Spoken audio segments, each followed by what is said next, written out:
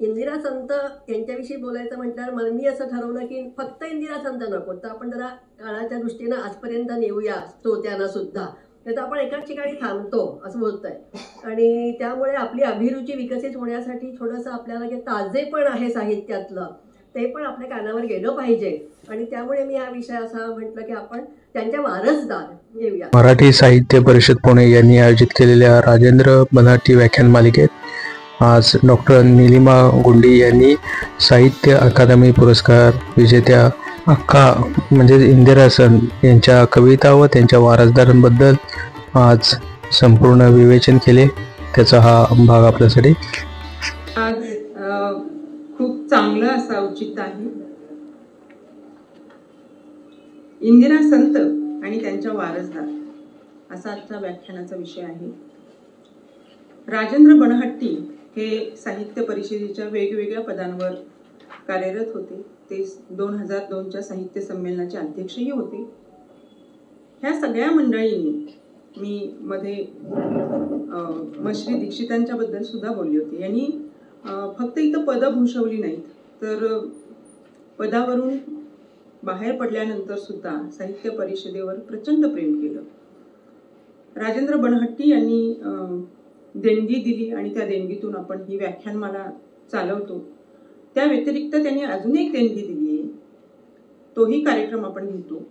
त्यांच्या कार्यालयात काम करणाऱ्या पुष्पा पुसाळकर, म्हणजे प्रकाशनाचं क्षेत्रच असं आहे की त्यामध्ये वर्षानुवर्ष तुमची माणसं असावी लागतात.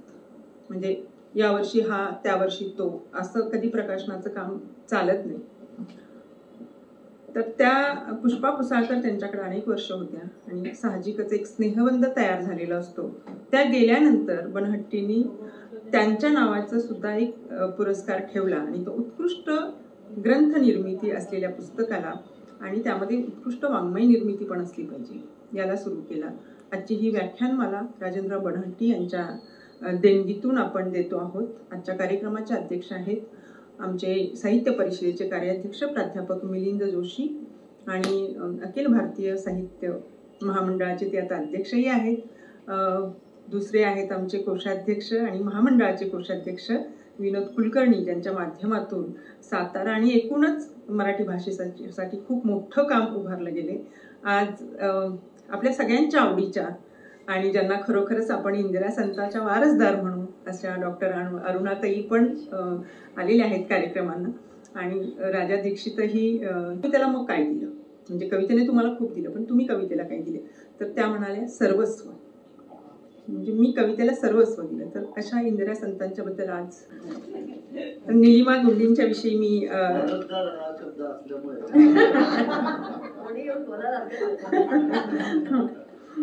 तर नीलिमाताईंच्याबद्दल मी थोडक्यात बोलते. तर ते नेहमीच असतात, तुमच्या खूपच जवळच्या आहेत, त्यामुळे मी काही फार वेगळं सांगणं अपेक्षित नाही.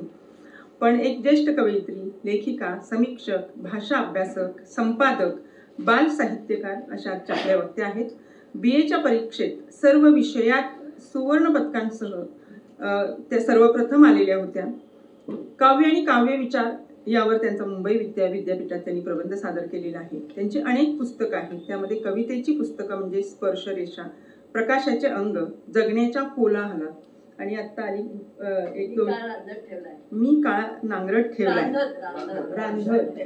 हो बरं. तर असं त्यांचं आत्ता कवितेचं एक पुस्तक येत आहे. समीक्षेमध्ये त्यांनी लाटांचे मनोगत आणि ललितमध्ये शब्दांची पहाट, अक्षरस्पंदन, देठ जगण्याचा आणि अनेक संपादनही त्यांनी केलेली आहेत. त्यामध्ये स्त्रीमिती हे मला वाटतं स्त्री मिळून साऱ्या जणींच्या मधल्याचं एक संपादन त्यांनी केले.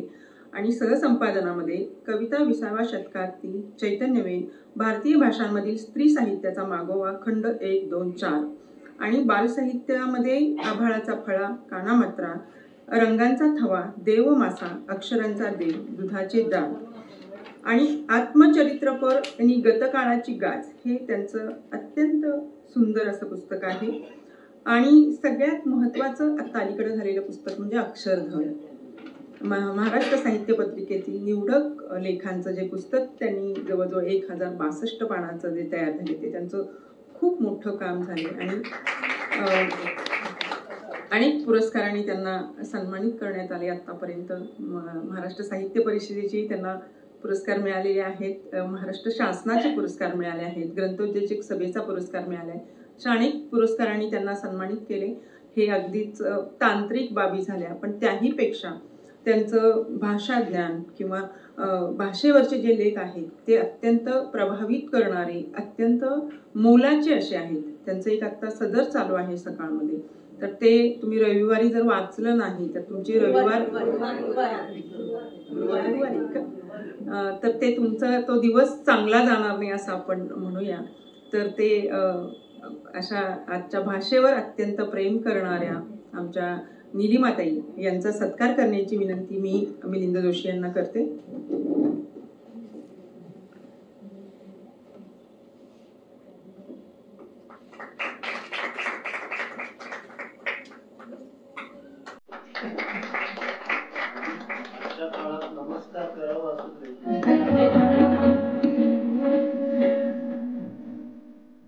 आज खूप दिवसांनी साहित्य परिषदेमध्ये अरुणाताई आलेले आहेत. आपण अरुणाताईंचा पण पुस्तक घेऊन सत्कार करावा.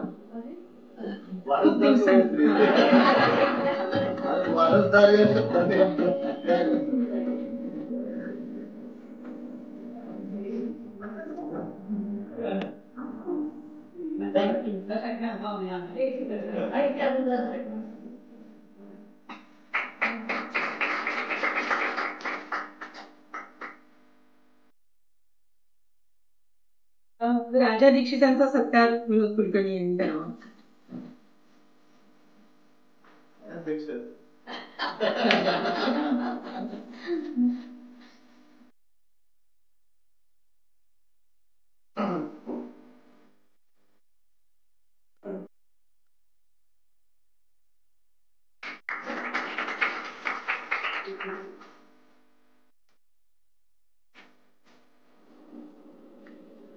निलिमाताईंची जी पुस्तकं आहेत, देश जगण्याचा किंवा ललित लेख, कशावरही त्या लिहू शकतात.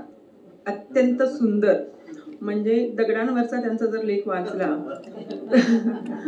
आणि सॉसिल्स नावाचं जे त्यांनी त्यामध्ये जो उल्लेख आहे आणि तीच कविता इंदिरा संतांची सुद्धा आहे.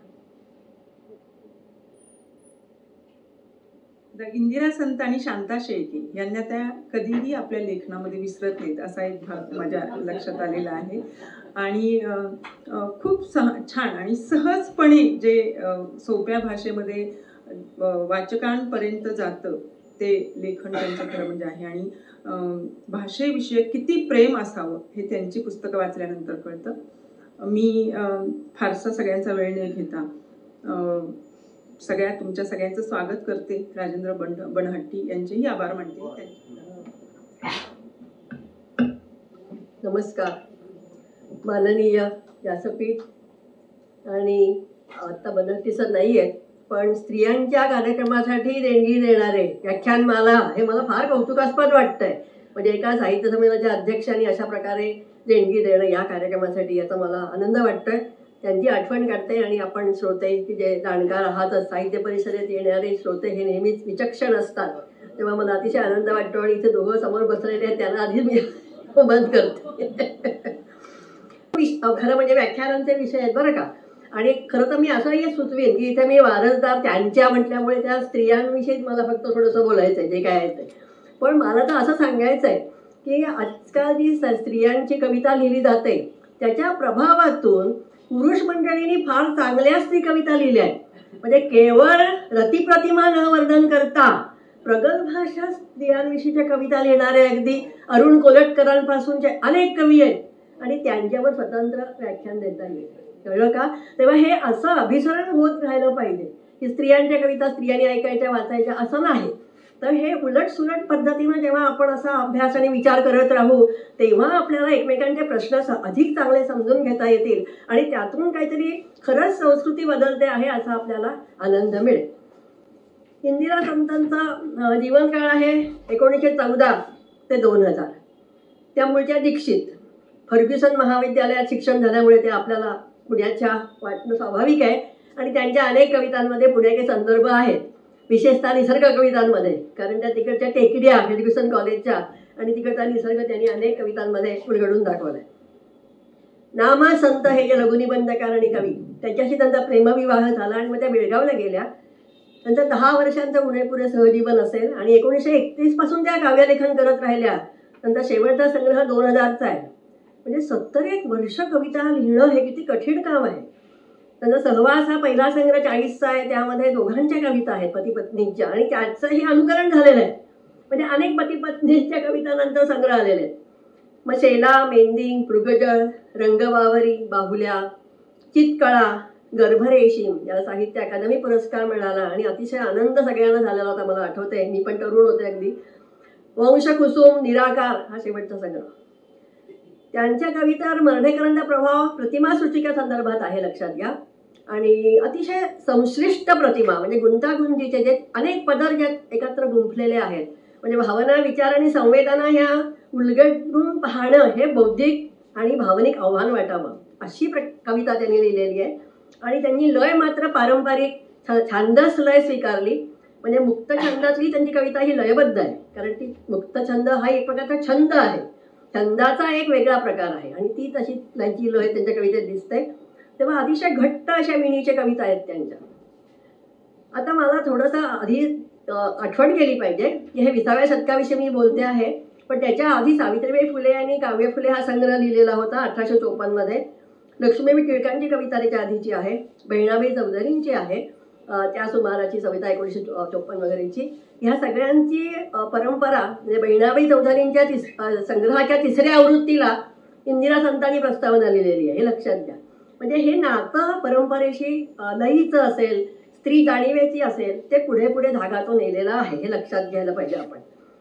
1923 मध्ये रविकिरण मंडळाची स्थापना झालेली आहे आणि त्यामध्ये त्यांचं वेगळेपण काय, तर स्त्री पुरुष यांच्या विषयीची आधुनिक जाणीव, त्या नात्याविषयीची आधुनिक जाणीव हे रविकिरण मंडळाचं वैशिष्ट्य होतं.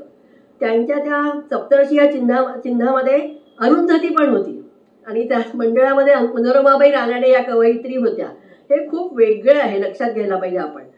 तेव्हा हा काळ असा बदलत होता, पण तो पूर्ण बदललेलाही नव्हता. ह्याची उदाहरणं दिसतात की स्त्रिया कविता लिहित आहेत ह्याची चेष्टा करण्याचा एक सूर होता. एक श्रीनिवास पाटणकरांची एक कविता आहे, फोटोसाठी अधीर झालेल्या लेखिके प्रत. आई विशाल कवित्व विभूषिते, यमक प्रास खुशाल जुगारिते, हे मराठी कविता नभ तारके, वयत पद तुझे मुख का दिसते फिके. चालायचं म्हणजे तेही विसरता येईल. म्हणजे ह्या स्त्रिया कोणत्या काळात व्यासपीठावर वावरत होत्या हे माहीत पाहिजे. इतकंच काय, या स्त्रिया संमेलनाला द्यायच्या, व्यासपीठावर कविता वाचायच्या, त्याची चेष्टा केली जायची मागून. कशी? संमेलनाला निघाल्या कवयित्र्या, असं कधीही अनेकवचन करत नाही, मुद्दाम केलेलं आहे. घेऊनी परसा आणि छत्र्या, हे लक्षात घ्या. असे टोमणे सोसत त्यांनी पार बोलत आणि नाव आपलं कायम केलंय, हे फार महत्वाचं आहे. किती धैर्य लागतं त्याला. तेव्हा आणखी मला एक सांगावंसं वाटतं की इंदिरा पद्मा गोळे यांनी इंदिरा आणि पद्मा अशा आपल्या पहिल्या नावानेच कविता संग्रह लिहिले आहेत. आपण म्हणतो इंदिरा संत पद्मा गोळे, त्यांनी आपल्याला, म्हणजे त्याला किती आत्मविश्वास आहे की आपलं नाव हेच खूण आहे, अजून काही नकोच काही. आज असं कोणी असं दिसत नाही करताना फारसं क्वचित, एखादी निरजा असेल. तेव्हा स्वातंत्र्यानंतर स्वातंत्र्य, समता ही सामाजिक मूल्य आहेत, त्याची पहाट होत होती. पण सांस्कृतिक जीवन बरंचसं चाकोरीबद्ध होतं. स्त्रियांना आर्थिक स्वातंत्र्य मिळत होतं का? त्या नोकरी करत होत्या, आर्थिक स्वातंत्र्य मिळत होता का हा प्रश्न अजूनही आहे. त्या काळात त्यांनी इंदिरा संतांनी प्रेमविवाह केला, प्रेम कविता लिहिल्या, हे सुद्धा बरीच बंडखोरीच आहे असं मला आज जाणवतं. आता ज्यांच्या कवितांमध्ये जी काही सूत्र आहेत ती मी घेऊन विवेचन करते, म्हणजे सगळ्याला न्याय दिला जाईल. की एक आत्मसंवाद आणि आत्मशोध हा एक मुख्य त्यातला घटक आहे. 10 वर्षातच सहजीवन झाल्यामुळे प्रियकराशी चिरविरह आणि त्याच्याशी संवाद, आणि तो करताना निसर्गाच्या माध्यमातून संवाद तो फुललेला आहे हे दिसेल. आधी एक लक्षात घेतलं पाहिजे की त्या काळात प्रेमाकडे पाहिजे दृष्टिकोन सवंग नव्हता. तर प्रेम हे जीवन मूल्य अशी धारणा होती. इतकंच नाही तर इंदिराबाईंनी असं अनेक ठिकाणी म्हटलं की प्रेम ही एक सर्जक शक्ती आहे. म्हणजे ती त्यातनं एक आनंद मिळतो, जगणं फुलतं. तेव्हा प्रेमाविषयीची त्यांची ही धारणा जी आहे ती सांस्कृतिक धारणा त्या काळाची सुद्धा आपण लक्षात ठेवली पाहिजे. कारण आपल्याकडे काय होतं, काही शब्द आपले फार आपण वरवर घेतो की ही सौंदर्यवादी कविता आहे. आता त्या रोमॅन्टिकचा अनुकरण हे अनुवाद सौंदर्यवादी म्हणून केला गेला आणि त्याचा रोमांस म्हणजे काहीतरी सवंग गोष्ट असाच अर्थ आपल्याकडे रूढ झाला. खरं म्हणजे रोमॅन्टिक कवी हा अतिशय आत्मनिष्ठ असतो. त्याला स्वतःच्या दृष्टीने तो जग पाहतो आणि स्वतःला जे पटेल आत्मनिष्ठ वृत्तीनं ते व्यक्त करतो. हे फार कणखरपणाचं लक्षण आहे. पण आपण तो शब्द सौंदर्यवादी म्हणजे काहीतरी कमी दर्जाचा असा अर्थ लावल्यामुळे काही मंडळींचा पुन्हा एकदा नव्याने अभ्यास केला पाहिजे हे लक्षात घ्यायला लागतं. तेव्हा त्यांची कविता ही अशी आत्मलक्षीच्या भाषेत किंवा आत्मनिष्ठ कविता आहे. त्यांच्या आरसे महाल, कात, परकी या कविता स्त्रीला एकाच वेळेला जी अनेक नाती निभावावी लागतात त्यातला संघर्ष व्यक्त करणारी आहे की 6 बाजूनी बिलोरी आरसे आहेत आणि प्रत्येक आरशात आपली वेगवेगळी छबी येते. तर त्या छब्या खूप छान आहेत. एक प्राचार्य म्हणून आहे, एक व्यासपीठावर वावरणारी आहे, मग पुढे हिऱ्याच्या चमचम करती अशी, एक अभिसारिकेची आहे आणि एक आहे की ज्यामध्ये अशी उभी मी देहलीवरी, देहली म्हणजे उंबरठा. त्या उंबरठ्याची आव्हानं पुष्कळ आहे स्त्री पुढे. तो उंबरठा ओलांडणं हेच आव्हान आहे आणि त्या तिथेच जे काही सगळं तिचं मनातलं जे तगमगीचं चित्र आहे ते इंदिराबाईंनी खूप सूचक त्यांनी त्या वर्णन करत नाहीत, निवेदन करत नाहीत, तारस्वरात प्रक्षेपण करत नाहीत भावनांचं. हे त्यांचं वेगळेपण आहे. त्या प्रतिमांच्या अवगुंठनाखाली व्यक्त करतात ते आज आपण विरचनावादी पद्धतीने जाणून घ्यावं लागतं. ते केलं तरच आपल्याला अर्थ कळतो, नाही तर आपल्याला अर्थ कळत नाही त्याचा. तेव्हा याहूनही काही नवे दिसावे अशी ओढ असलेली ही कवयित्री आहे की हे ठीक आहे, याच्यातून काय वेगळं. अतिशय सर्जनाची सतत तहान आहे. त्यांची कात कविता आहे आणि त्यात सुद्धा प्रतिबिंबाची स्वतःच्या आत्मसंवाद आहे की निजलेली मी कधीच जाग मला आणू नको. बघा, स्वप्नांच्या भस्माचा थर अगदी ढवळू नको. बरं आहे, स्वप्नांचे भस्म झालंय पण तसंच बरं आहे. किती म्हणजे असं त्या काळच्या सगळ्या स्त्रियांचं मला वाटतं हे आक्रंदन त्यात लपलेलं आहे की असं जागरण होणं फार चांगलं असतं, काहीही त्रास होत नाही मनाला. तेव्हा आज सुद्धा अनेकांचं असं असेल आतल्या आत की जे व्यक्त झालं नसेल. तेव्हा कात टाकायची का आता नवसंजीवनी घेण्यासाठी, नवी दृष्टी येण्यासाठी. त्यांनी त्या फॉसिलचा उल्लेख केला. त्यात त्यांनी म्हटलंय म्हणजे त्या नेहमी स्वतःचं पृथ्वीशी नातं लावतात. कारण पृथ्वी ही सर्जकतेचा एक सगळ्यात मुख्य स्रोत आहे. मी म्हणजे ना झिळमिळ झरा चढणीवरचा, मी म्हणजे ना कोसळणारी समुद्र वीची, समुद्राची लाट आहे कोसळणारी. अतिशय तरल त्यांची ही आत्मप्रतिमा आहे की मी कशी आहे तर मी अशी सतत उत्साहाने भरलेली आहे, सर्जनाच्या मागे असलेली आहे. आणि प्रत्यक्षात मी कशी आहे, मी म्हणजे केर वारा स्वयंपाक पाणी, मी म्हणजे आवक जावक बिले पावत्या. म्हणजे जे रोमॅन्टिक हा जो दृष्टिकोन असतो त्यामध्ये ही व्यवहार आणि आपली जी काही आत्मप्रतिमा आहे ह्यातला संघर्ष असतो, ताण असतो, तो इथे पुन्हा दिसेल. तेव्हा स्त्रीत्वाचा शोध हा एक पुन्हा त्यातला एक घटक आहे की स्त्रीत्व त्यांनी मगाशी म्हटलं की ते पृथ्वी तत्वाला स्वतःच पाहतात. चैतन्य म्हणजे पृथ्वी तत्व आहे आणि त्यामुळे आपल्यात चैतन्य असलं पाहिजे. स्त्रीत्वामध्ये एक प्राकृतिक रोग आहे, जगण्याची ईर्ष्या आहे, मृदगंध जपणारी ती आहेच. पण त्याचबरोबर त्या म्हणतात कसं की प्रसन्न दाहक वसुंधरेची मी तर इवली लाही, जे ठिणगी पण एक आहे. आणि ही जी काही अशी वृत्ती असते ती आपल्या सांस्कृतिक चौकटीत सहज सामावून घेतली जात नाही, हे तर सरळच आहे. मग तरी पण त्यांनी असं म्हटलंय की फॉसिलमध्ये तुम्हाला दिसेल की अनेक थर येतात पण त्यात ठसा उमटलेला असतो, मूळ जे काही चित्र असेल त्याचा. तर त्यामुळे त्या म्हणतात की तरी पण आत कुठे एक चित्र उमटून आहे, एक लहर, एक लाट, एक ठिणगी, गवत फूल हसते आहे. म्हणजे स्वतःतलं त्यांनी जे ते मूळ रूप आहे गवत फूल साधं पण प्रसन्न ते त्यांनी जपलंय आणि ते जपणं हेच त्यांच्या जगण्याचं मर्म होतं. त्यांची परकी नावाची कविता आहे. त्यात आता बघा नाही त्यांना मी जे म्हटलं की त्यांना कवितेच्या फॉर्म जो म्हणजे रूपबंध आहे त्याची फार चांगली समज होती आणि जाणीव होती. त्या कवितेची सुरुवात अर्धी ओळ अशी नुसती रिकामी ठेवली आहे आणि मग दमले चालून असं म्हटलंय. ती ओळ त्या स्वप्नांच्या प्रवासासाठी आहे. म्हणजे इतकी सूक्ष्म कलादृष्टी असलेल्या त्या कवयित्री होत्या. म्हणजे कशा प्रकारे किंवा फॉन्ट बदललेला आहे काही ठिकाणी कविता लिहिताना, तो छापताना पण तसा आलेला आहे. म्हणजे ही त्यांची दृष्टी फार महत्वाची आहे. दमले चालून आणि परतले घराकडे या. काय समोर दिसलं? सावरलेले ओचे, हातामधले कसले भांडे. मला कळे नाही कोण आहे पुन्हा. मला कळे ना. हा म्हणजे एक स्त्री आपल्यातल्याच दुसऱ्या रूपाला ओळखत नाही अशी अवस्था आहे. दुसरं रूप समोर येत आहे, हातात कागद आहेत, डोळ्याखाली चिणवट आहे, म्हणजे पुन्हा प्राचार्य म्हणून जबाबदार आहेत. कोण तुम्ही? मला कळेना. तेव्हा स्वतःचा असा विघटनासारखा हा अनुभव कितीतरी हा गुंतागुंतीचा आहे मानसशास्त्रीय दृष्ट्या विचारात घ्यायला. आणि त्यांचं ते मनोविश्लेषण फार चांगलं आहे इंदिराबाईंचं. त्यामुळे त्यांनी अशा खूप गहन अशा प्रकारच्या अनुभूती व्यक्त केलेल्या आहेत. त्यांची एक पाळणा कविता आहे, त्यात त्यांनी म्हटलंय, पावलांभोवतीच्या लक्ष्मण रेषांची इंद्रधनुष्य झाली. लक्ष्मण रेषा पद्मा गोळेंची कविता आठवेल. समकालीन कवयित्रींविषयी मी फार बोलणार नाहीये, मी वारसदार पुढच्यांविषयी बोलणार आहे बरं का. मनाने पंख पसरले, शरीराने नाकारले. तर हे पुन्हा म्हणजे बालकवी पुन्हा आठवतील आपल्याला.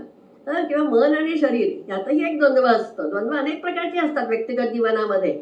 म्हणजे अस्तित्वाशी निगडीत द्वंद्व असतं, सामाजिक असतं, सांस्कृतिक असतं, कौटुंबिक असते. ही सगळ्या प्रकारच्या द्वंद्वांचं आंतरिक चित्रण सूक्ष्मतेने आणि प्रतिमांमधून करणं हे त्यांचं खरं कौतुक आहे. निसर्ग संवेदन हे त्यांच्या कवितेचं एक खास वैशिष्ट्य आहे. म्हणजे इतकं सुरेख, नाजूक, कलात्मक, पुन्हा वर्णन नाही हे महत्वाचं. कारण वर्णन हे दुरून केलं जातं, ते वस्तुनिष्ठ होतं. तो निसर्ग ते आपल्या डोळ्यांनी पाहतात आणि आपल्या मनातल्या अनुभवांसाठी निसर्गानं ते व्यक्त करतात. तेव्हा तो निसर्ग आत बाहेर भरून राहिलेला आहे, फक्त बाहेरचा नाहीये, आत बाहेर भरून राहिलेला आहे. त्यांच्या भावविश्वावर तो पाखर घालतोय, त्याला तो आपली गुपितं सांगतोय, असा संवाद त्याच्याशी आहे. त्यांचं भावजीवन त्यांनी घडवलंय आणि त्यामुळे निसर्गाचे ऋतू, प्रहर सगळं त्यात येतं. आकाश आहे, पाणी आहे, वृक्ष आहेत. त्यांच्या संग्रहांची शीर्षकं बघा, मेहंदी, मृगजळ, वंशकुसुम म्हणजे बांबूची फुलं. त्यांनी हे शीर्षक शोधायला किती धडपड केली आहे ते वाचताना सुद्धा आपल्याला कळेल की म्हणजे किती त्यांचं प्रेम निसर्गावर आहे. नंतर त्यांनी आपलं एक पुस्तक पारिजातकाच्या फुलाला अर्पण केलंय. किती सूक्ष्म कलादृष्टी आहे. तेव्हा अतिशय एका बाजूने निसर्ग संवेदन आणि हे त्याचं आकर्षणामागे मनोवृत्ती कोणती असते तर एक तरल अतिशय असं संवेदन असलेलं मन, आणि दुसरं म्हणजे ॲबंडन म्हणजे मुक्ततेचं आकर्षण. अशा व्यक्तीला अतिशय सहज मुक्त आपल्या मनाप्रमाणे आपल्या कल्पनेतलं जीवन जगण्याची इच्छा असते खूप खोल अशी. त्याच्या कवितांमध्ये तुम्हाला दिसेल की म्हणजे त्यांच्या कविता काही गाणी पण झाली आहेत, तुम्हाला आठवतील. म्हणजे की हिरवे पिवळे तुरे उन्हाचे, यात स्वरानुप्रास आहे. म्हणजे अक्षर तेच घेणं सोपं आहे पण किती सहज आहे तो आणि आलेलं.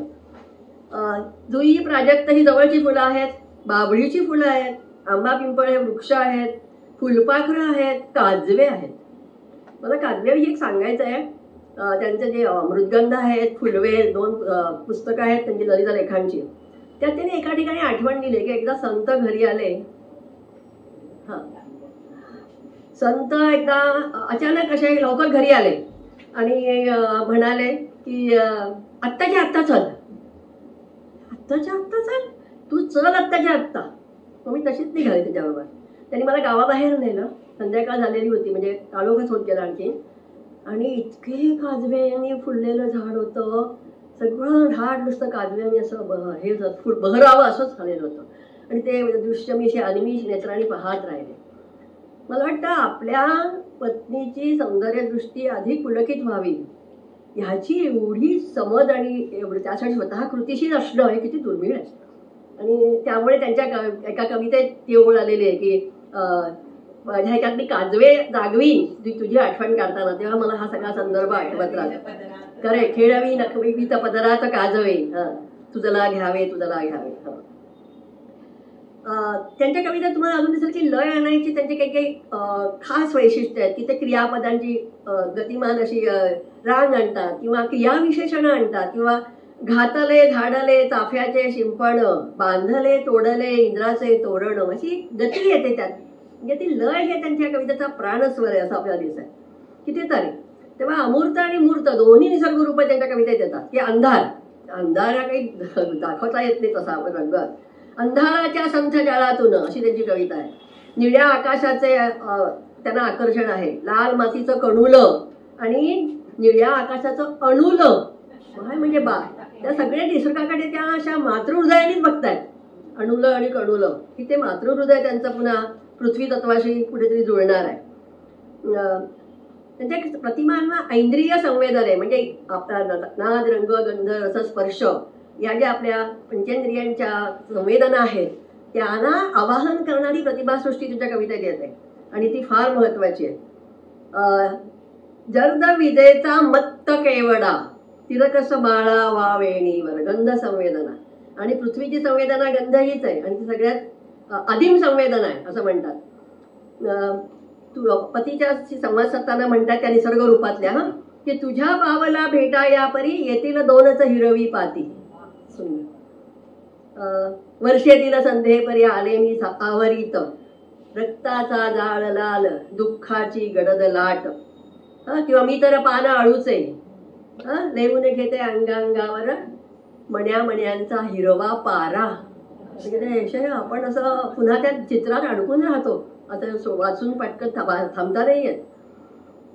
हे पतीविषयी तर हे नाही. मला आठवण येते आपल्या सविता सिंहजी डॉक्टर आल्या त्या आपल्या संमेलनाच्या पुरस्कार समारंभाला अध्यक्ष म्हणून. त्यांच्या कवितांचा संग्रहालय आणि त्याचा अनुवाद सुनीता डागाईने केलाय हरवलेल्या वस्तूंचा शोध.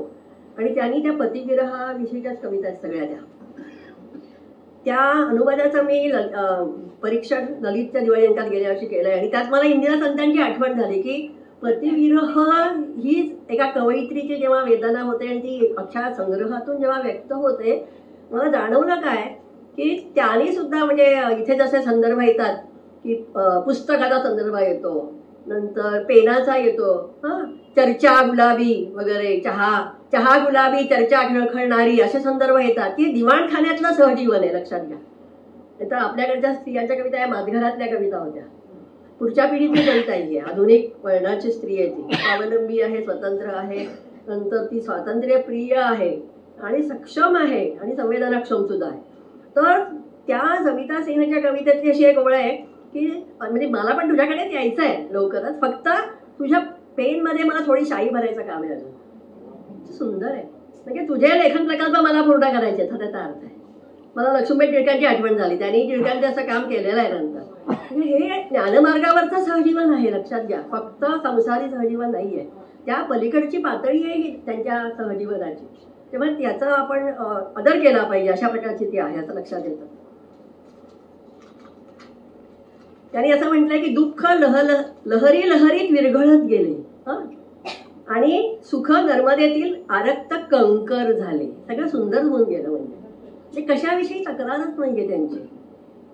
आणि स्वतःला त्या पंचमहाभूतांची तान्हुली म्हणतात आणि त्यांचा संग्रह शेवटचा आहे निराकार. म्हणजे मला थोडंसं एक मिस्टिसिझम आठवतं रोमॅन्टिक मिस्टिसिझम की गूढ असा जो रहस्यवाद असतो आपल्याकडचा जो टागोरांपासून बहिणाबाईंमध्ये दिसेल अशा प्रकारचा बोरकरांमध्ये आहे त्याची पण एक कुठेतरी झाक त्यामध्ये तुम्हाला दिसेल. मी जे म्हटलं की त्याच्यातली लय मुक्त छंदातली कशी तर परतून येता पाणवठ्यातून काल कुठेतरी हिन कळायला येते कळशी मधल्या पाण्यावरती आणि वितळली पायतळीची वाट धुक्याची. आता ही लय आहे म्हणजे मुक्तछंद असा काहीतरी चाललाय लेक्चर चाललंय असं अशा नाहीये. हे फार आपण म्हणजे विसरता कामा नाही असं मी म्हणेन. कितीतरी त्यांच्या उदाहरण देता याची देत राहाव्याशा वाटतील पण पुढे जाते. चौथा महत्वाचा मुद्दा म्हणजे समकालीन स्त्रीचा अंतस्वर किंवा त्या कवितेत आहे.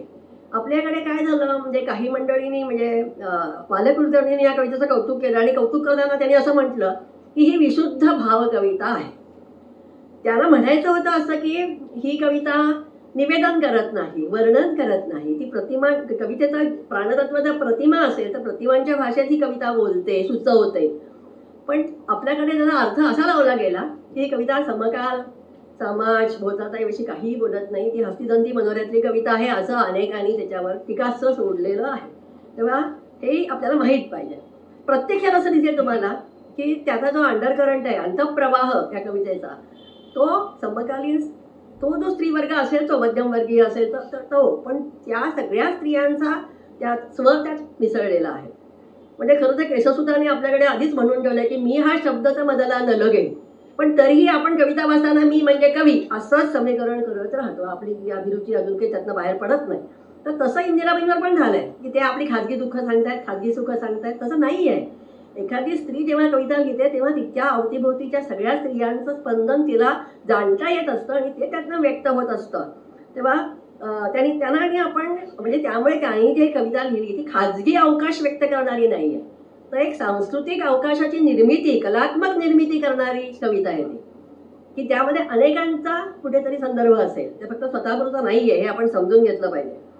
आणि त्यांना ती जाणीव होती की आपण हे करतोय. त्यांनी म्हटलं की अजंठ्याच्या कलाकाराची एक पुसट रेषा माझ्या रक्तातून वाहत आहे. म्हणजे आपण निर्मिती करतो, अभिव्यक्ती नाही नुसती. अभिव्यक्ती खूप करतात, तर अभिव्यक्ती आणि निर्मिती यात खूप फरक आहे, खूप टप्पे आहेत. ते ओलांडण्यासाठी खूप स्वतःचा व्यासंग वाढवावा लागतो, आपली संवेदनशीलता अधिक वाढवावी लागते, आपला परीघ जगण्याचा वाढवावा लागतो, पुष्कळ गोष्टी आहेत.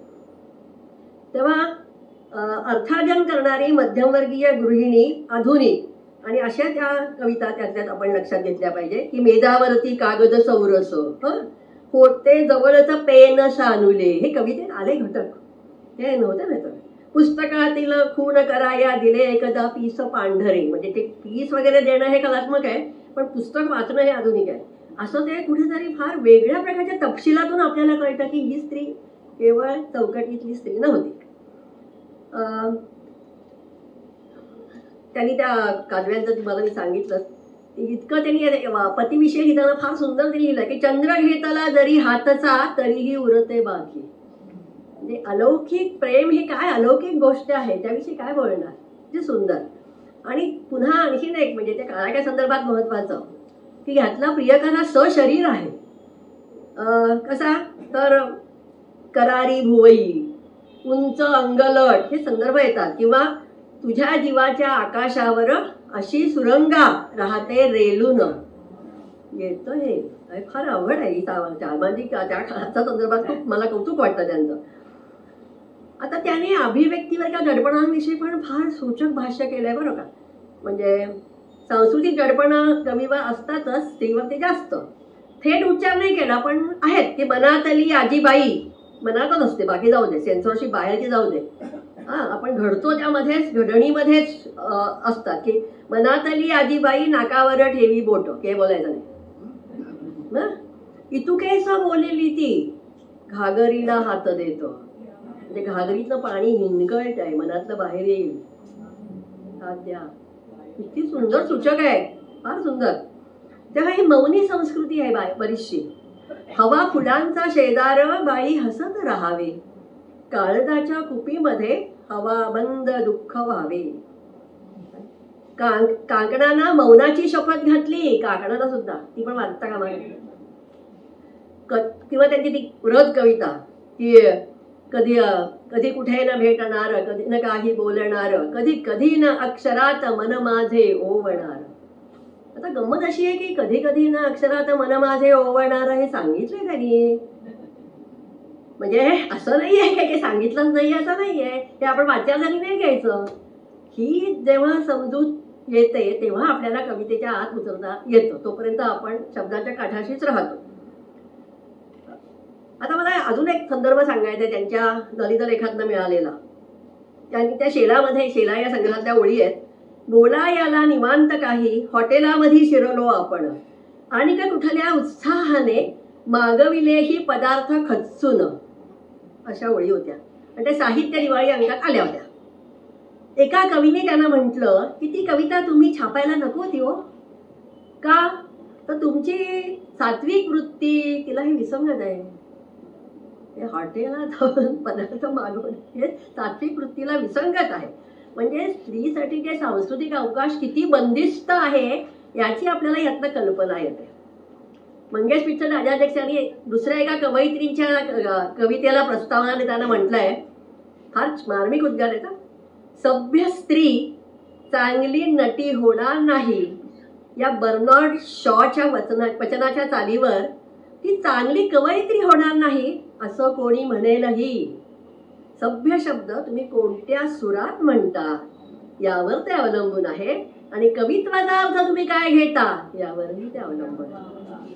काय मार्मिक बोलतात लोक आणि तिथे सुंदर लिहून ठेवलंय. म्हणजे स्त्रीची कविता वाचताना किती तुम्ही मोकळेपणे विचार केला पाहिजे, किती जळमाटा काढून टाकली पाहिजे याची जाणीव करून दिली आहे.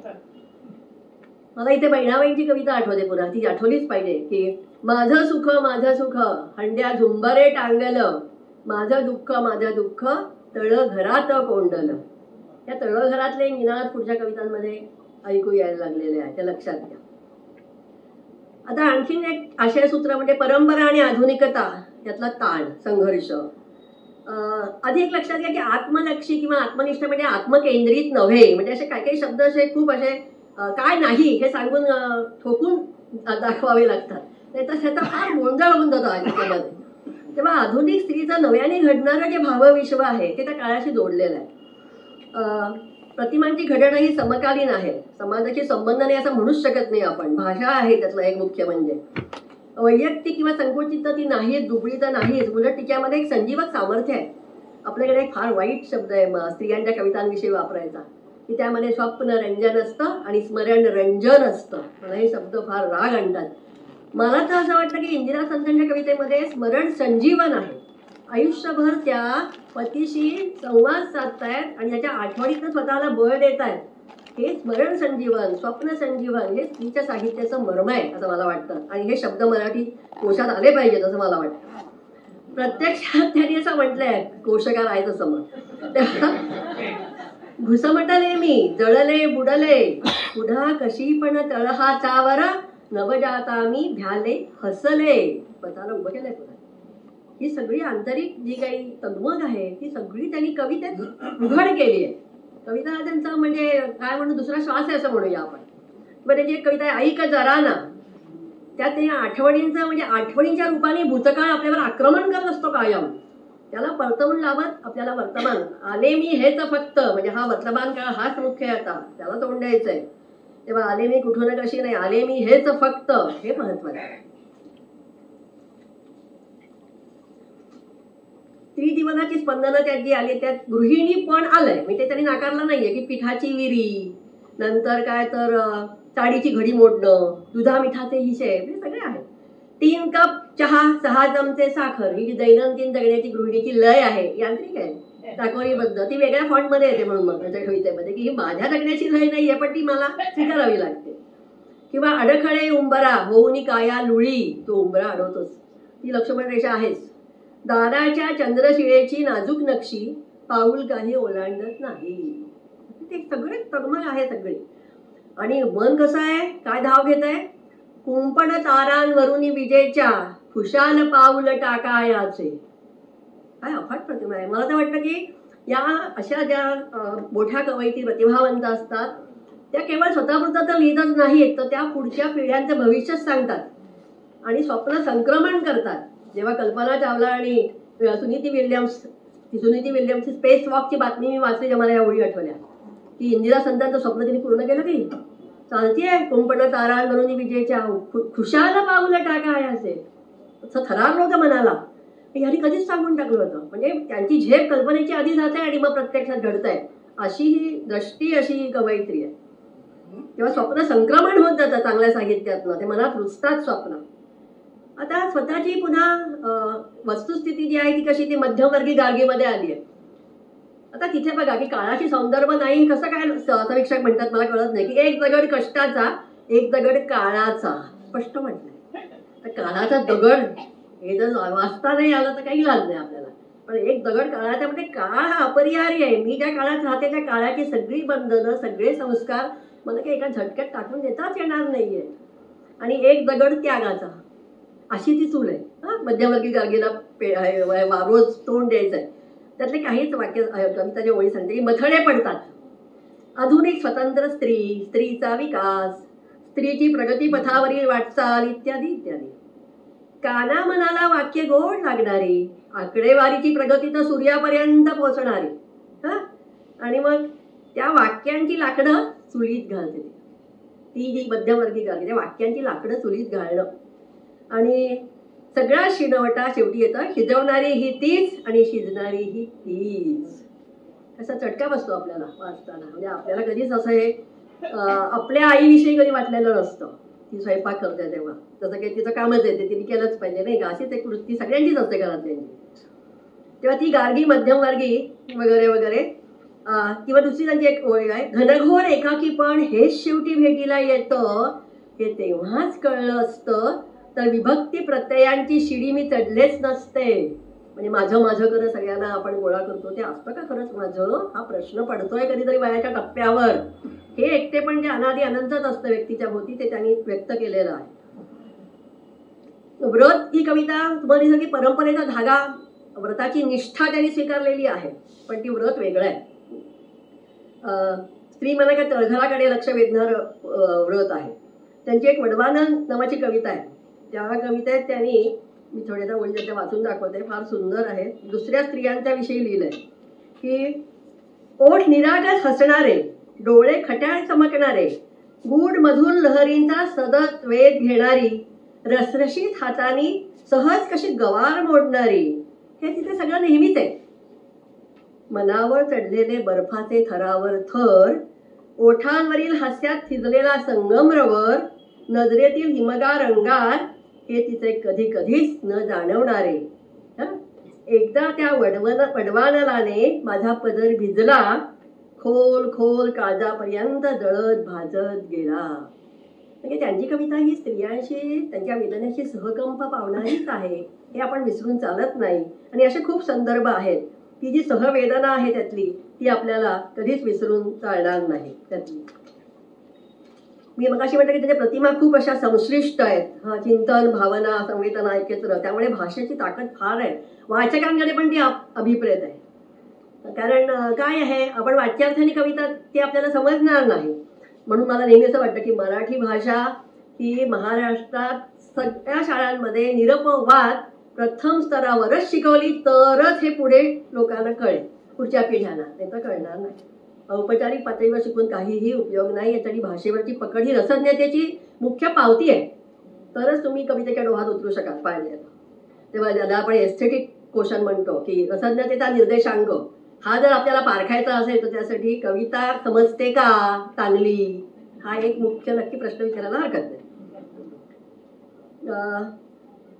तेव्हा कधी कधी त्यांनी आपल्या दिसेल की त्यांनी आपल्याला मनाचे कप्पे असतात, जे फ्रॉइडने सांगितलंय की त्याची भान त्यांना आहे की मनातल्या मनात खोल खोल खोल असं तीनदा का उगाच म्हणत नाही. त्यांना कळतं आहे की मनाचे कप्पे वेगवेगळे असतात आणि आत दडवलेलं असतं. खूपच असं लक्षात येईल की खूप बारीक जाण आहे मनाची. त्यांनी आता लक्षात घ्या की मी जेव्हा म्हणते की इंदिरा संतांच्या वारसदार, तेव्हा त्यांच्या म्हणजे अशा आवृत्त्या निघणं अपेक्षित नाही. कारण त्या स्वतःच त्यांनी म्हटलंय की आत्मनिष्ठ कवितेचा काही संप्रदाय निघणारच नाही. कसा काय निघेल, हो की नाही? तुम्ही नथेचं अनुकरण कराल, नाकाचं कसं कराल, हो की नाही, असं त्यांनी म्हटलेलं आहे. त्यामुळे इथे मला सांगायचं आहे असं की त्यांच्या कवितेचे जे काही घटक आहेत, घटक द्रव्य म्हणूया असे घटक, त्यातला एक स्त्रीत्वाचा शोध, दुसरं संश्लिष्ट प्रतिमा, नंतर स्त्री वर्गाशी सहसंवेदन, त्यानंतर आत्मभान आणि उत्कट अभिव्यक्तीची ओढ, हे जे काही घटक आहेत त्यांच्याशी नातं असलेली अशी जी पुढची कविता आहे. अनेक आहेत आणि तशा लिहिणाऱ्या, त्यातल्या काहींचा मी अर्थात वेळेच्या अभावी उल्लेख करणार आहे, त्यांच्याकडे लक्ष वेधणार आहे. आज आपल्याला दिसेल की तेव्हा वारसदार हे अर्थात सांस्कृतिक क्षेत्रातले वारसदार आहेत, काव्य क्षेत्रातले वारसदार आहेत. आज स्त्री केंद्री आणि स्त्रीवादी असे दोन प्रवाह आपल्याला दिसतात.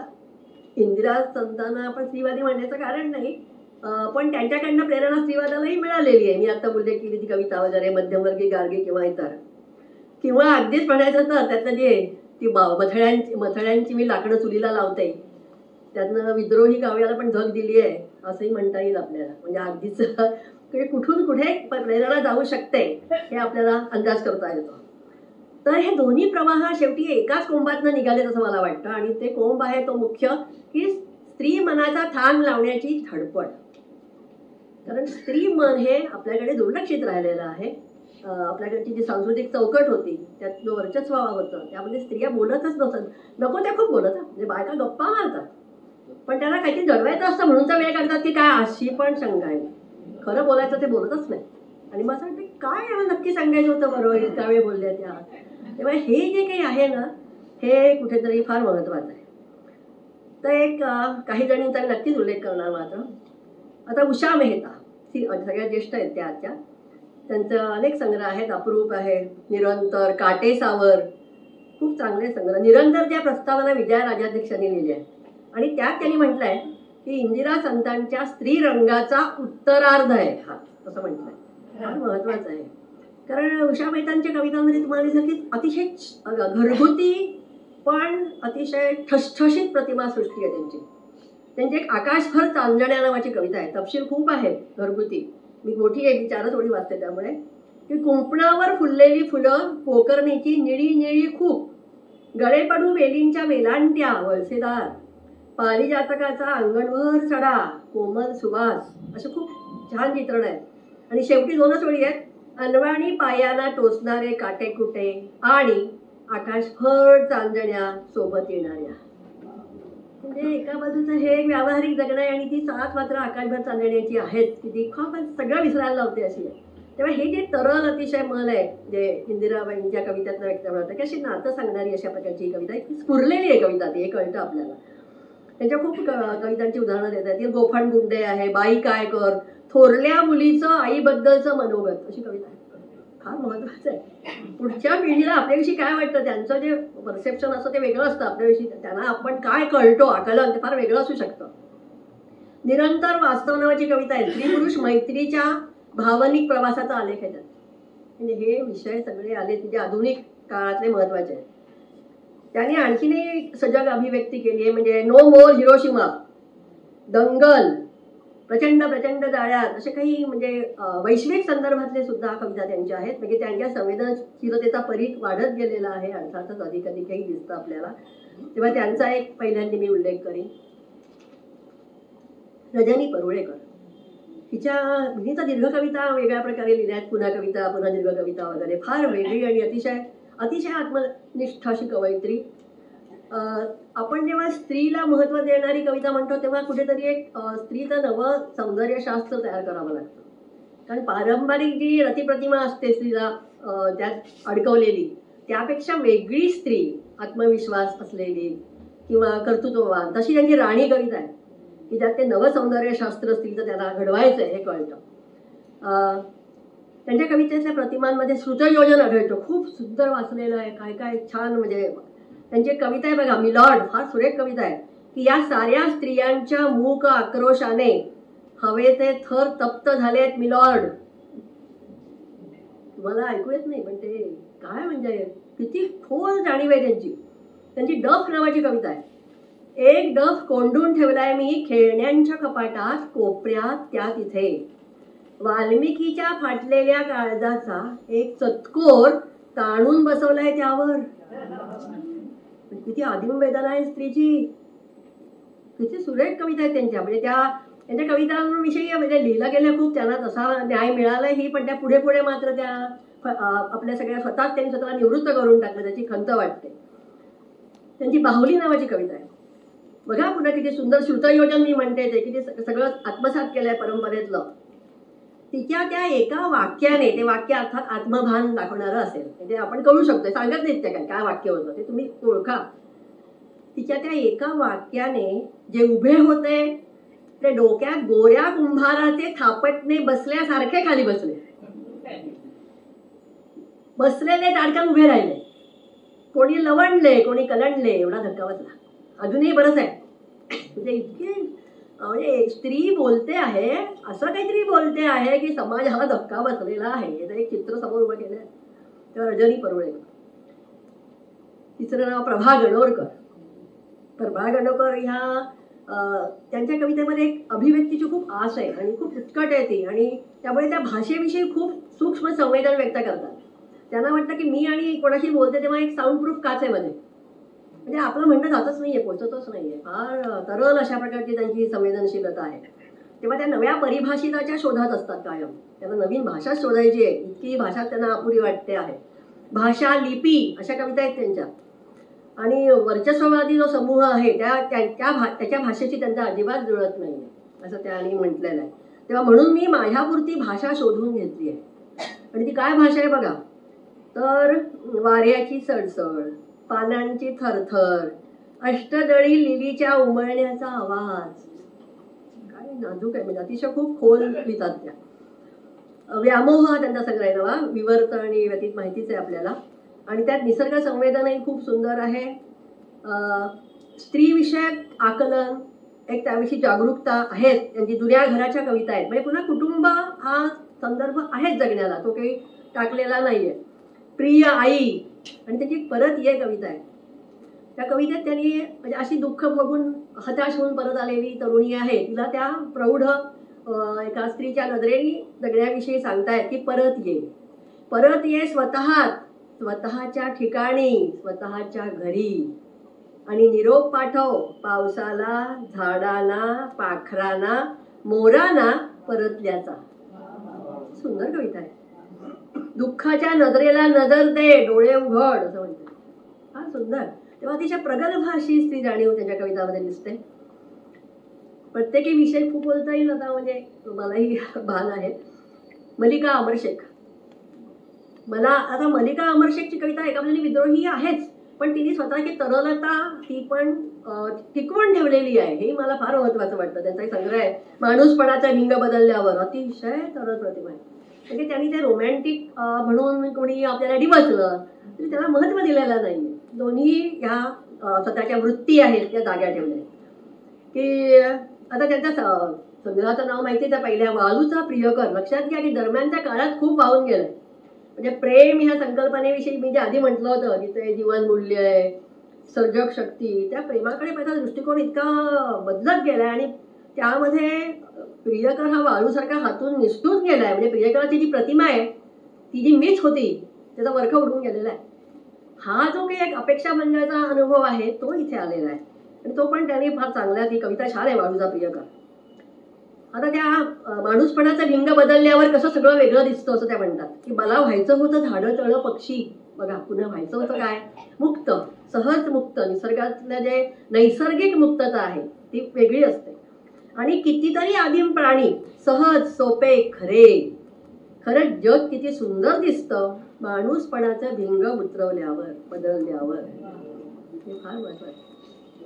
बरं, त्या स्त्रीचा विचार करताना जागतिक परिप्रेक्ष्यात न करतायत, फक्त म्हणजे आपल्या जवळची स्त्री नाही, की मी एक स्त्री ग्रीक मधली की अमेरिकेतली की आफ्रिकेतली, काय फरक पडतोय याने, काय फरक पडतोय. तेव्हा स्त्रीचं हे जे जैविक रूप आहे ते त्याच्या डोळ्यासमोर कुठेतरी आहे स्त्रीत्वाचं. आणि त्यांच्याही कवितेत भाषा ही केंद्रस्थानी आहे. त्यांचा महानगर हा मालिका कविता संग्रह पण खूप अशा सुंदर तरल प्रतिमांनी भरलेला आहे अगदी.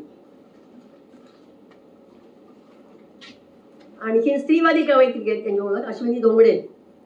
आता मगाशी मी मध्यमवर्गीय गार्गी मध्ये एक ओळ होती की मथळे येतात वर्तमानपत्रातले. यांच्या कवितेत हा जो संज्ञापन व्यवहार आहे तोच त्यांनी कवितेच्या भाषेसाठी वापरलाय. ती जाहिराती, नंतर काय तर बातम्या, वाण सामानाची यादी, म्हणजे कवितेची भाषा, त्याची जी एक ठराविक कल्पना होती ती त्यांनी बदलून टाकली. प्रेम हे आपण पुन्हा जसं आपण प्रियकराविषयी बोललो तसं प्रेम ही संकल्पना सुद्धा कशी बदलत गेली आहे बघा. की स्त्रिया खोल विचार करायला लागल्यावर त्यांनी प्रेम ही कल्पना सूक्ष्मदर्शक भिंगाखाली धरलेली आहे. आणि मग कळलं की प्रेम हा एकच शब्द सगळ्याच प्रेमाला लावण्याजोगा नाही, त्याचे खूपच प्रकार, उपप्रकार वगैरे आहेत. मग त्यामध्ये वर्चस्ववादी प्रेम आहे, हिंसक प्रेम आहे, नंतर दुसऱ्याला पुढे आणायला प्रोत्साहन देणारं असं उदार प्रेम सुद्धा आहे. प्रेमाच्या खूप अशा वर्गवारी करता येतात, हे बायकांना करायला लागल्या. आणि तिथून स्त्रीवादी कवितेला वेगळ्या प्रकारचा एक प्रवाह वाढत गेलेला आहे, हे घडलेलं आहे. आणि त्यामुळे ह्यांच्या कवितेत जे तुम्हाला दिसेल, म्हणजे मला आठवतं की मला एक कविता, गाणं फार आवडायचं तरुणपणी अर्थात, की आले तुझी या घरी करा या तुझी तर रे चाकरी. आणि मग एकदम मला वाटलं चाकरी विक्री काय छे छे. आणि मग असे धक्के अश्विनी धोंगडेंची कविता वाचताना बसतात. नाही, हे आपल्याला आवडते ते हे नाही आवडता कामा. कुठेतरी स्त्रीचं जे काही चित्र उभं केलेलं आहे आपल्याकडच्या पारंपरिक गीतांमधून वगैरे सुद्धा विशेषतः, त्याला जागेपणी पाहून त्याचं विश्लेषण करायला लावणारी अशा प्रकारची कविता यांनी लिहिली की स्वतंत्रतेचं गीत, मी आहे हा हुंकारच जोमदार होत गेलाय त्या कवितेत. किंवा मी पाण्याच्या जातीची, माझ्यावर वर्चस्व गाजू शकणार नाही तुम्ही, मुठीतनं निसटणार मी, हे म्हणजे बलात्काराचे भय बाळगता कशाला, हा त्यातला खरा अर्थ आहे. मी पाण्याच्या जातीचीच आहे, मी निर्मळच असणार आहे, मी शुद्धच आहे, हाही अर्थ आहे. तेव्हा स्त्री जातीवरच्या सांस्कृतिक अन्यायाची सूक्ष्म रूपं त्यात आहे आणि ती कविता ही महत्वाची आहे. त्यांचे संग्रह अपौरुषेय आहे, समग्र स्त्री सुक्त आहे, बाई.com आहे, बरेच समोर बसलेले अरुणा ढेरे आहेत, वारसदार.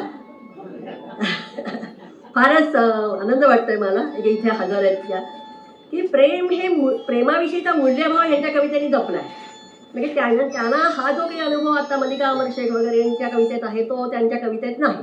ते त्यांच्या मनात प्रेम हे अजून एक मूल्यच आहे. त्यांचे फार छान ओळी आहेत की प्रेम म्हणजे काळाच्या सोंडेनं श्रीहरीसाठी तोडलेलं कमळ होतं समज, म्हणजे दुःखाच्या मगरीनं कातडीत रोवलेले दात धीरानं स्वीकारता तरी येतील. म्हणजे हे अटळ आहे दुःख वगैरे, पण ते समजतो ते. म्हणजे असं एका बाजूने प्रेमाचं जे एक चालत आलेलं मूल्य आहे त्याचाही संस्कार गाढ आणि खरा आहे, तो पण तितकाच उत्कट आहे.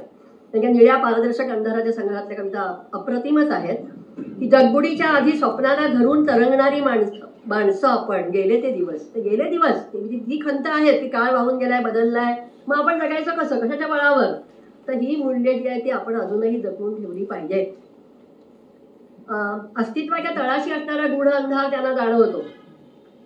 समाज मनातल्या नेणिवेतला, समूह मनातला तोही अंधार त्यांना जाणवतो. अशा प्रकारचं इतक्या मोठ्या परिप्रेक्ष्यातलं चित्रण करणारी कविता दुर्मिळ झालेली आहे. आता फक्त सामाजिक अशा विश्वामध्येच घोटाळणाऱ्या कविता स्त्रिया लिहितात, पण आपल्या कवितेमध्ये वेगवेगळ्या प्रकारच्या जगण्याच्या पातळ्या आहेत. त्यात अस्तित्व, निसर्ग या पातळ्या सुद्धा आहेत आणि त्याचाही शोध घ्यायचा असतो हे ह्या कवितेमध्ये दिसतं. की कुळवंतारे कविता आहे त्यांची. नंतर मंत्राक्षरमध्ये एक कविता आहे, त्याला हेही माहिती आहे की कुठेतरी की एका बाजूनी आपल्याला परंपरा आहे तशी स्वीकारणं योग्य नाहीये, ही त्यांना समजतंय, पण त्याच वेळेला ती फेकून देणं ही बरोबर नाही हेही समजतंय. आणि ही जी काही मधली द्वंद्वावस्था आहे तर त्या ओळीत, द्या तरी मला काळ्याभोर शांतीची श्रीग लागलेलं तुमच्या ठाम निष्ठेच्या विप्रश्न सुगडाचं वाण, नाहीतर उचला माझ्यापासूनची तुमच्या भरपूर स्त्रीत्वाची जाण. म्हणजे आम्ही हेही नाही तेही नाही अशा टप्प्यामध्ये आहोत. ते तुम्ही ज्या पद्धतीनं सहज सगळं स्वीकारलं, परंपरा आत्मसात केली, ती निष्ठा आज आम्हाला नाही झेपत आहे, मग आम्ही कसं काय जगायचं. तेव्हा आधुनिकता आणि परंपरा यामध्ये जो हा एक दरीचा हा जो अनुभव आहे तो त्यांनी व्यक्त केलेला आहे. आणि खूपच कविता आहेत त्यांच्या अशा. त्यांच्या कवितेतही शब्द संवेदन खूप सूक्ष्म आहे. त्यांचा एक बऱ्याच मंत्राक्षरमध्येच मला वाटतं शब्दांविषयीच्या अशा कविता आहेत अनेक. आणि त्या वाचताना लक्षात येतात की त्या स्त्रियांच्या कवितांमध्ये शब्दांच्याकडे पाहायची जी एक पारंपरिक दृष्टी आहे त्यापेक्षा खूप खोल आणि वेगळी दृष्टी त्यांनी व्यक्त केलेली आहे. की शब्दाकडे त्या पुरुषत्वाचं प्रतीक म्हणूनही बघतात आणि हे फार वेगळं आहे आणि ते त्यांनी केलेलं आहे. खूपच बोलता येईल स्वतंत्रपणे सुद्धा आपल्याला. आता पुढची कवयित्री नीरजा. आता नीरजाने आपली सुरुवात असते श्री गणेशा. आता हा स्त्री गणेशा आहे तेव्हा स्त्री युगाचीच नांदी आहे, त्यामुळे ते तुम्हाला शिवणे पुन्हा बघा भाषा घडवत आहेत, नव्याने घडवत आहेत. शब्द अधिक अर्थपूर्ण करण्यासाठी त्यात बदल करावे लागतात. मी माझ्या थारोळ्यात त्यांचा हा असा एक दीर्घ कविता संग्रह आहे. इथे स्त्रीत्वाचा अतिशय प्रखर भान आहे आणि मिथकांचा त्यांनी खूप वेगळ्या प्रकारे वापर केलाय, पुनर्वाचन केलंय. अहिल्याविषयी त्या म्हणतात, अहल्या की आता नाही उद्धारणार कोणताही दैवी स्पर्श, रुतलेला असताना खोलवर कातळ काळजात. तेव्हा काहीतरी भ्रमात राहू नका, अशा तरी बरं खरवडणाऱ्या अशा आहेत त्या. आणखी नाही लक्षात घ्या की स्त्रीवादी कवयित्रींची अशी एक धारणा आहे की त्यांची कविता ही दुधाने म्हणजे पांढऱ्या शाईने लिहिलेली कविता आहे, पांढऱ्या शाईने लिहिलेली कविता. म्हणून त्या म्हणतात की माझ्या आत आत रुजलेल्या तुला पाजीन दूध करुणेचं. तेव्हा हे पण फार महत्वाचं की मला तुला घडवायचं आहे. म्हणजे पुन्हा इथे स्त्री पुरुष या नात्यामध्ये जे काही वेगवेगळे बंध आहेत त्यातला हा एक कोमल बंध आहे. त्या शेवटी म्हणतातच की ही जी ध्रुवीकरण झालंय स्त्री आणि पुरुष एक प्रकारे, की स्त्रीत्व पुरुषत्व यासारखे शब्द छाटून टाकायचे उपटून रक्तातल्या मुळ्यांसकट फक्त स्वतःला करून द्यायची आहे आता जागा. व्यक्ती म्हणूनच जगलं पाहिजे. वाच झालं. स्त्री आणि पुरुष असं त्या वर्तुळात कोशात राहावं आणि दुसऱ्याकडे संशयाने पाहणं वाच झालं. ही फार महत्वाची म्हणजे हा टप्पा महत्वाचा आहे.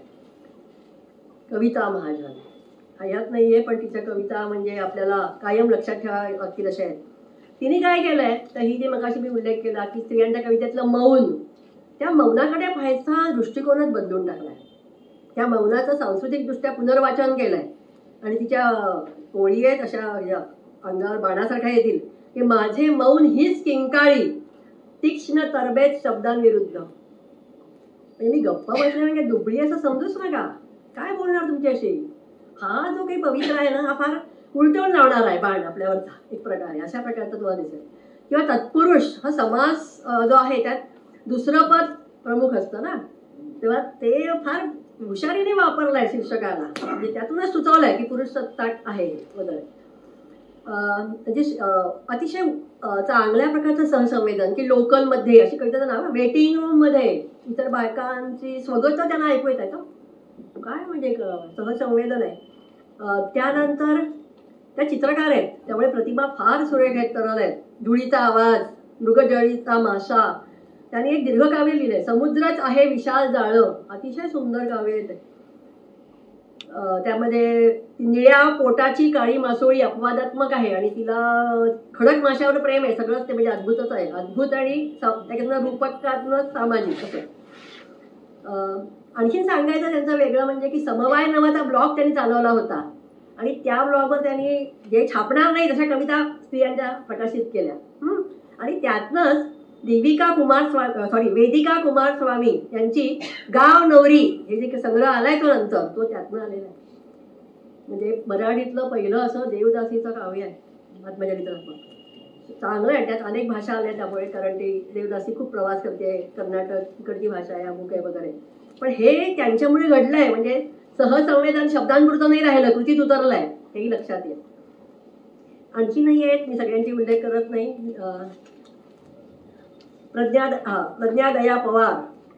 आता प्रज्ञादया पवारची कविता दलित आंबेडकरवादी कविता आहे. ती अर्थातच रांगेत उभंच नसलेलं बाई माणूस पाहते. आपल्या जवळच्या माणसाची भावना कळणं हे सोपं आहे ना. रांगेत उभंच नसलेलं बाई माणूस तिका समोर आहे लक्षात घ्या. दृश्यांचा ढोबळ समुद्र नावं बघा संग्रहांची. मी भिडवू शकते समग्राशी डोळा.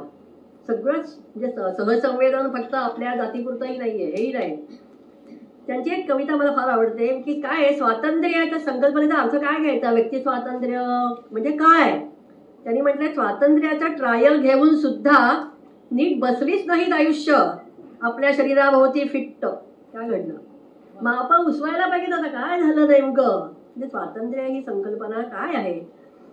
त्यांची एक फोटो नावाची कविता आहे की माझा फोटो हवा आहे कोणता देऊ. पुन्हा नातं पृथ्वीशी आहे की बघा ही पृथ्वीची विस्तीर्ण पाठ तिच्यावरून बसते मी अशी मान ठोकून मी घेते लपेटून स्वच्या सळसळत्या संवेदनेत अवघी समष्टी.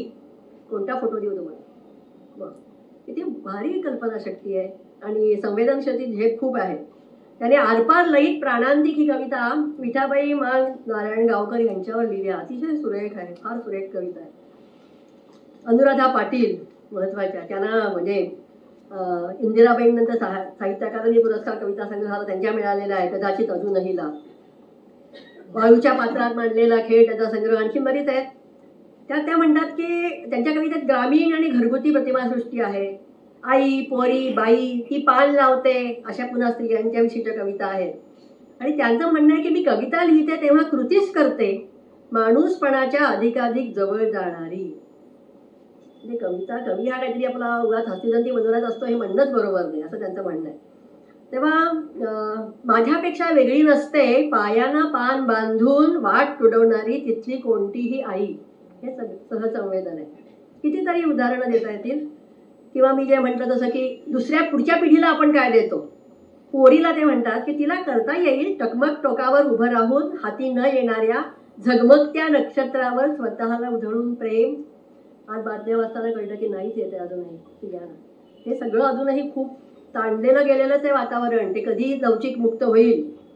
आपल्या अंजली कुलकर्णी आहेत, म्हणजे स्त्रीत्वाचा शोध, की मी एक स्त्री जातीय अस्वस्थ आत्मा. बदलत गेलेली सही, ती सही बदलणं म्हणजे व्यक्तिमत्व बदलत जाणं आहे. संगीता बर्वे आहेत, अंतरीच्या गर्भी संग्रहात त्यांची अम्मा शेख सखी कविता आहे की ती खूप वरच्या पातळीवरची आहे. आसावरी काकडे आहेत, स्त्री असण्याचा अर्थ त्या शोधतायत आणि त्या म्हणतायत, त्या बरा पुन्हा युंगच्या सायकोलॉजीप्रमाणे म्हणतात की अनिमा आणि अनिमस, स्त्रीत्व आणि पुरुषत्व, की स्त्री असणं म्हणजे जतन करणं अस्तित्वाचे अक्षांश रेखांश, रोखून धरणं महायुद्धाच्या शक्यता, पुरुषही पेलू शकतो असे स्त्रीत्व. बघा, म्हणजे कुठचा कुठे विचार करणाऱ्या, ते चिंतन काव्यात्मक रूपात व्यक्त करणाऱ्याच्या कवयित्री इंदिरा संतांच्या वारसदार खूप आहेत. सिसिलिया कार्व्हालो आहे, दारातल्या रांगोळीचे रंग, किंवा कडांवरून चालणाऱ्या मुली, त्यांची फार सुंदर कविता आहे. जागतिकीकरणाने तर फारच बदलून गेलाय. म्हणजे स्त्री पुन्हा शरीरिणीच झाली असं म्हणता येईल, की तिला जे कुठेतरी आत्मभान आलं होतं ते सगळं पुन्हा तिला मॉडेल आणि एकामध्ये अडकवून टाकलेलं आहे. फार अशा जबाबदार स्वातंत्र्याची ज्यांनी इच्छा व्यक्त केलेली आहे त्याच्याविषयीच्या सिसिलिया कार्व्हालोच्या कविता आहेत. ह्या सगळ्या कविता वाचताना अच्छा, आणि नीलम मांडगावे यांनी सगळ्यांविषयी, त्यासाठी वेगळं व्याख्यान लागेल ना, स्त्रीवादी काव्य प्रवाहाविषयी बोलायचं तर ह्या सगळ्या कविता वाचताना असं सारखं जाणवत राहतं की या खूप आतून लिहित आहेत, मनापासून लिहित आहेत, धीटपणे लिहित आहेत. काही वेळेला त्या आपल्या शारीरिक संवेदनांच्या स्रोतांविषयी लिहित आहेत उघडपणे. कुठेतरी अभिरुचीला धक्के पण देत आहेत, कारण जर वातावरण लवचिक करायचं असेल तर ते धक्केही बसावेच लागतात, नाही तर आपण त्यात बंदिस्त दाखवरीत कायम राहू शकू. तेव्हा ह्या सगळ्या सिन्सिअर, म्हणजे अतिशय वृत्ती गांभीर्याने लिहिणाऱ्या कवयित्री आहेत. आणखी अनेक आहेत, मी सगळ्याचा उल्लेख करू शकलेले नाही वेळेच्या अभावी. आणि या सगळ्यांच्या कवितांचा उल्लेख करून मला इथे तुमच्यापर्यंत मांडण्याला संधी आणि वेळ दिला त्याबद्दल मी सर्वांचे आभार मानते. आत्ताच डॉक्टर निलिमा गुंडी यांचं भाषण आपण ऐकलं. त्या इंदिराबाईंच्या वारसदारांबद्दल बोलल्या. मी काही कवितेचा अभ्यासक नाही, मी रसिकांचा वारसदार या नात्याने अध्यक्षीय समारोप करण्यासाठी या ठिकाणी उभा आहे. मला अतिशय आनंद वाटतो की राजेंद्र बनहट्टी यांनी साहित्य परिषदेला ही देणगी दिली. आणि बनहट्टी यांच्या व्यक्तिमत्वाचं एक वेगळेपण असं की सर्जनशील लेखन करणारे लेखक हे संस्थात्मक कामासाठी फारसे उत्सुक नसतात, कारण आपला सर्जनशील वेळ त्यामध्ये वाया जातो अशी त्यांची धारणा असते. पण राजेंद्र बनहट्टी हे त्याला अपवाद. ते साहित्य परिषदेमध्ये कार्यवाह होते, प्रमुख कार्यवाह होते, कार्याध्यक्ष झाले, अध्यक्ष झाले, महामंडळाचे अध्यक्ष झाले, संमेलनाचे अध्यक्ष झाले, आणि हे करताना ते लिहितच राहिले. आणि तिथे लेखक म्हणून देखील त्यांनी आपला ठसा उमटवला. ही फार महत्त्वाची गोष्ट. आणि त्यांनी ज्यावेळेला साहित्य परिषदेला देणगी दिली, एक पुरस्कार ज्याचा उल्लेख आता सुनीता राजे यांनी केला, तर दुसरी देणगी या व्याख्यानमालेसाठी त्यांनी दिली.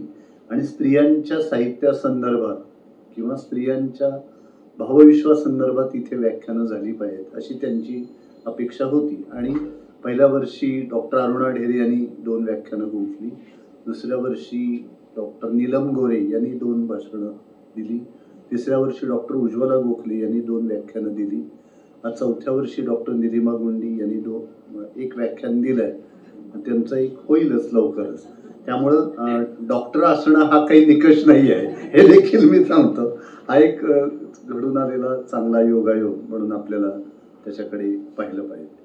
आणि त्यामुळं ती व्याख्यानमाला होते. आणि डॉक्टर निलिमा गुंडी या व्याख्यानमालेसाठी आल्या याचा मला अतिशय आनंद होतोय.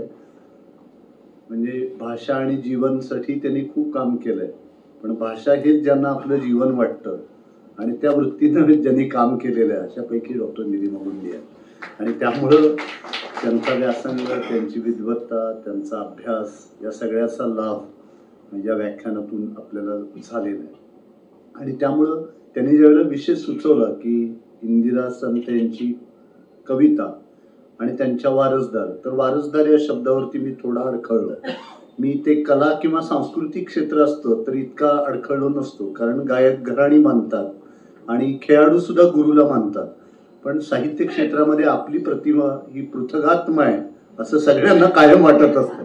त्यामुळं आपण किती वारसदार म्हटलं तरी तो त्या वारसा मानतात की नाही हा एक महत्वाचा भाग होता.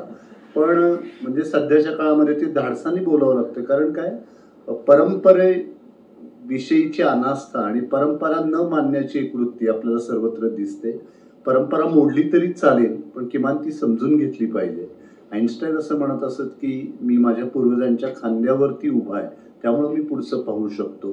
तर हे आपल्या संचिताविषयीचं ऋण जे आहे ते मान्य करून आपल्या कर्तृत्वाला उजाळा देणं, तर हे आजच्या काळामध्ये खूप दुर्मिळ झालेलं आहे. त्यामुळं वारसदार या शब्दाविषयी मी साशंक होतो, पण साक्षात एक वारसदार समोर बसल्यामुळे आणि त्या परंपरा आणि आधुनिकता या दोन्हीचाही सुवर्णमध्य साधून त्यांची वाटचाल झालेली असल्यामुळे त्यांच्या समोर हे व्याख्यान झालं, याचा फार आनंद झाला. कदाचित उद्या वृत्तपत्रामध्ये इतर कवयित्रींची नावं आली तर मला जाब विचारणारं पत्र देखील येऊ शकतं, हे देखील मी तुम्हाला सांगतो. कारण असा वारसा मानण्याची रीत ही आपल्याकडे राहिलेली नाहीये. दुसरी महत्वाची गोष्ट अशी की आता वैयक्तिक आयुष्याचा इंदिराबाईंच्या खूप संदर्भ निलिमा गुंडी यांनी दिला. आपल्याकडे लेखकाचं वैयक्तिक आयुष्य आणि त्याचं प्रातिभायुष्य या दोन्हींची तुलना करत त्याचं मूल्यमापन करण्याची एक रीत मराठी साहित्य विश्वामध्ये रूढ झालेली आहे.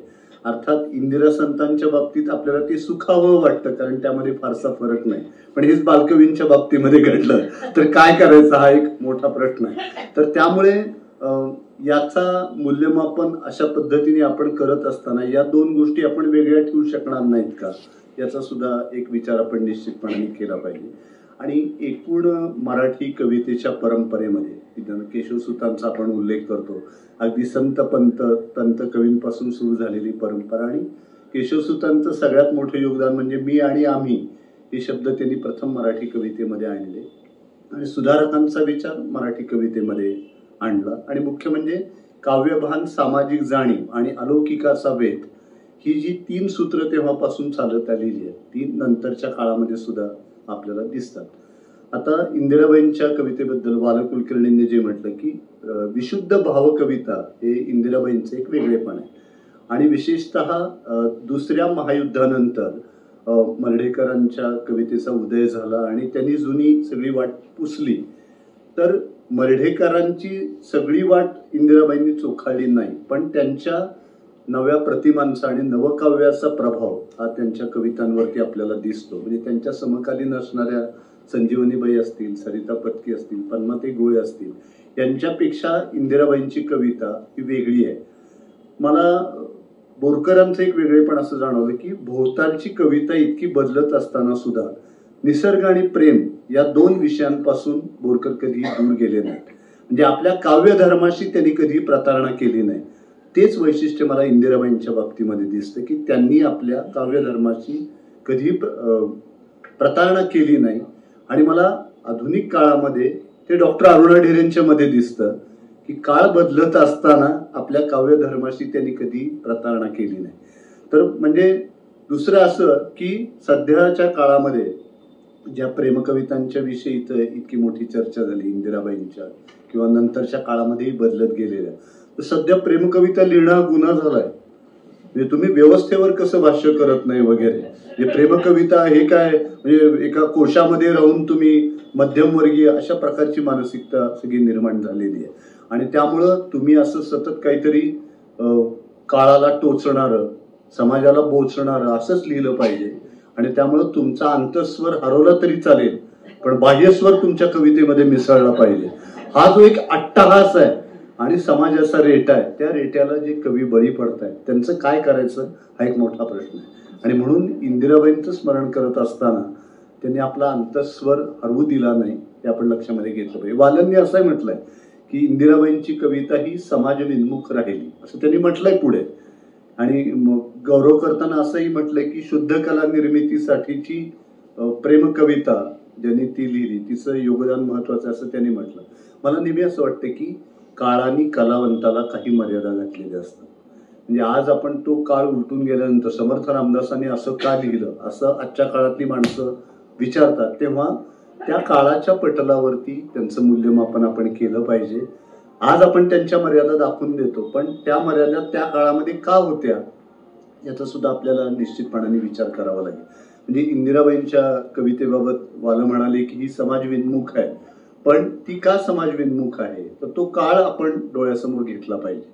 आणि पुढचा जो मधला काळ आहे की अरुणा ढेरे आणि त्या सगळ्या कवयित्री, तर मागचं सोडता येत नाही आणि पुढचं धरता येत नाही. अशा भांबावलेल्या मनस्थितीमध्ये एका तकलादू पुलावर उभं राहिल्यावर जे काही मनामध्ये साठलं ते त्यांच्या पिढीने सांगितलं. आणि आता थेटच आहे, सूचकता नावाचं जे कवितेचं एक बलस्थान आहे ते आज आपण हरवत चाललोय. आणि जे काय ते थेट सांगून टाकायचं, म्हणजे ओळखा वगैरे स्पर्धा काय भानगडच नाही. त्यामुळे भाषेचा अभ्यास नसला तरी चालेल, कशाला प्रतिमा आणि प्रतीक पाहिजे, आम्ही थेटच सगळ्या गोष्टी बोलणार आहे. तर हे जे काही बदल होत चाललेला आहे तर त्याचा सुद्धा आपण निश्चितपणाने विचार करण्याची आज गरज आहे. पण मला आधुनिक स्त्री कवितेमध्ये एक वेगळेपण असं जाणवतं की स्त्रीवादी आणि स्त्री केंद्री अशा दोन्ही संदर्भामध्ये डॉक्टर निलिमा गुंडी यांनी आता सांगितलं. स्त्रीवादाच्या चळवळीला आता 50 वर्ष पूर्ण झाली. आम्ही डॉक्टर गीताली विमा यांना सुद्धा डॉक्टर भीमराव कुलकर्णी कार्यकर्ता पुरस्कारांनी सन्मानित केलं. आणि त्यामुळं ही पुरुष सत्ताक मानसिकतेविरुद्धची चळवळ होती.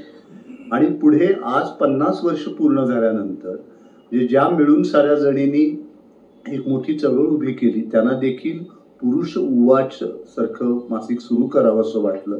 कारण शेवटी हे जर सहजीवन असेल आणि याच दोन चाकांनी जगाचं जीवन पुढे जाणार असेल तर आपण स्त्री प्रधान किंवा पुरुष प्रधान यापेक्षा सर्व समान अशी एक संस्कृती निर्माण केली पाहिजे.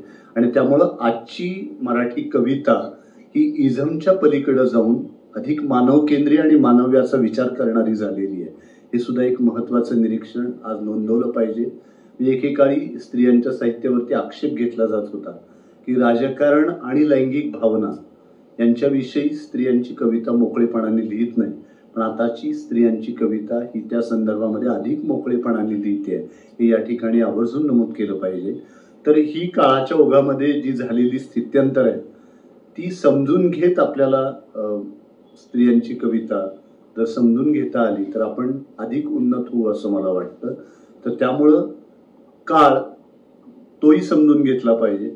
आणि मगाशी मी जो मुद्दा सांगितला की प्रातिभ जीवन आणि व्यावहारिक जीवन आणि कलाकृती तर यांचा संबंध लावून निष्कर्ष काढणं, तर या सगळ्यांचा सुद्धा पुनर्विचार आपण करायची वेळ आली आहे का, तर हे सुद्धा आपण समजून घेणं खूप गरजेचं आहे असं मला वाटतं.